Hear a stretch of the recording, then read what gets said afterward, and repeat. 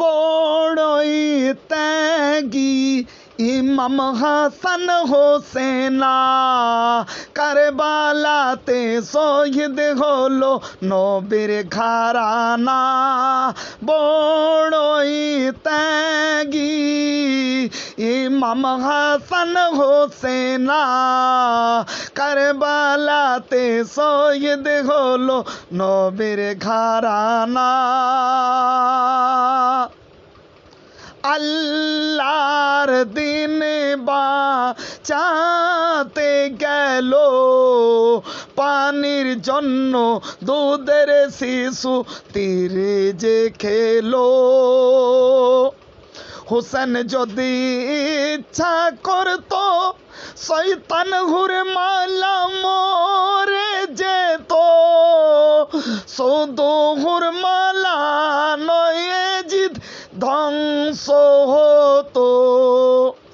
নানার উম্মতের কথা ভেবে ইবনে আলী খেলো না পানি দিল ছুঁড়ে ফেলে।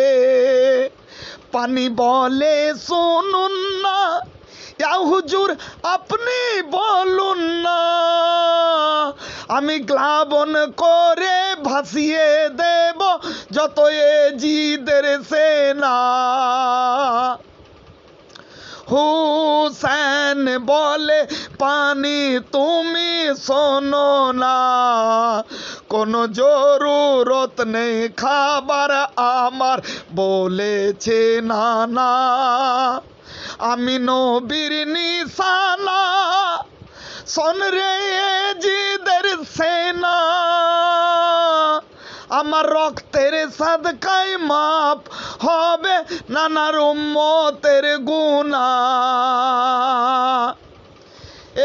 একটু পরে কি যে ঘটিবে সারা দুনিয়া কাঁদিতে থাকিবে। পাপী সিমোর আমায় কষ্ট দেবে গো যখন, আমার নানার উম্মতের গুনাহ আল্লাহ মাফ করে দিবে গো তখন। আলী আকবর কাসেম আব্বাস যাবে একে একে ধরে ধরে শহীদ যে করবে। ছুটে যাবে গো চলে কোলে নেব গো তুলে, আমার হাতেই করব দাফন বলে রাব্বানা। সবাই সইতে পারবে না এ যে বড় যন্ত্রণা, আমায় সহে নিতে হবে বলেছে নানা। হোসেন তুমি এতই মহানা, তুমি মৌলা আলীর ঘরানা, তোমার জন্য কেঁদে পাগল যারা নবীর দিওয়ানা।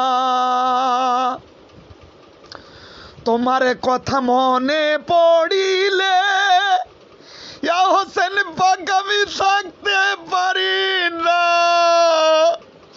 মনে হয় গো ছোরা চালাই গলাই দেখো না। কাল মে জানে রে পাল্লাই নেকি মাপবে যখন, আমি তোমার ইন্তেজারে থাকবো তখন। তুমি আসিবে চলে দিবে দুয়া করে, তোমারও সিলাই যাবে নেকির পাল্লা ভরে।